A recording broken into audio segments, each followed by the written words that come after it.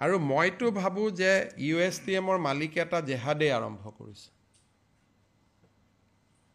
আমি যিটো লেণ্ড জেহাদ বুলি কওঁ, তেওঁ এটা ফ্লাড জেহাদে আৰম্ভ কৰিছে অসমৰ ওপৰত। নহ'লে ইমান নিৰ্দয়ভাৱে কোনেও কাটিব নোৱাৰে পাহাৰ।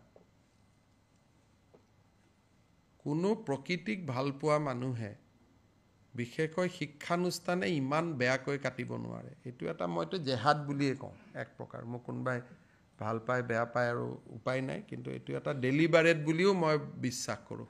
কাৰণ নহ'লে পাহাৰখন ৰাখিও ধুনীয়াকৈ আৰ্কিটেক্ট মাতি গছ গছনি ৰাখিও বিল্ডিং বনাব পাৰি, ড্ৰেইনেজ কৰিব পাৰে, ধুনীয়াকৈ গছ গছনিৰ মাজত আশ্ৰম টাইপ বনাব পাৰি।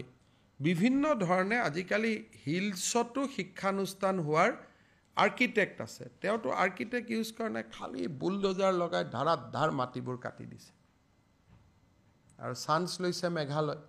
কিন্তু কামটো হ'ল অসমৰ ল'ৰা ছোৱালীবিলাকে পঢ়ে। কালিৰ পৰা যদি গুৱাহাটীৰ ল'ৰা ছোৱালীবিলাকে পঢ়া বাদ দি দিয়ে আৰু গুৱাহাটীৰ অধ্যাপক অধ্যাপিকাসকল যদি তাত যোৱা বাদ দি দিয়ে, তেতিয়াহ'লে গুৱাহাটীৰ কৃত্ৰিম বানপানীও তাতে খতম হৈ যাব। বস্তুটো বনাই লৈছে মেঘালয়ত, ব্যৱসায়টো অসমৰ ওপৰতে নিৰ্ভৰশীল। মেঘালয়তো ষ্টুডেণ্ট তাত কোনো নপঢ়ে, হাৰ্ডলি 10%ও নপঢ়ে। ময়ো দেখা নাছিলোঁ। কিবা এখন ফাংচন পাতোঁতে মইতো আচৰিতে হৈ গ'লোঁ প্ৰথম।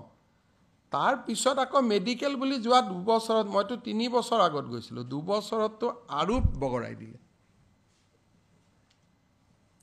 আৰু এইটো ছেটেলাইট ডাটা, তেওঁ না কৈতো লাভ নাই। আৰু ছেটেলাইটটোৰ পিকচাৰটোতো আৰু মই বনাব নোৱাৰোঁ 2011 চনত।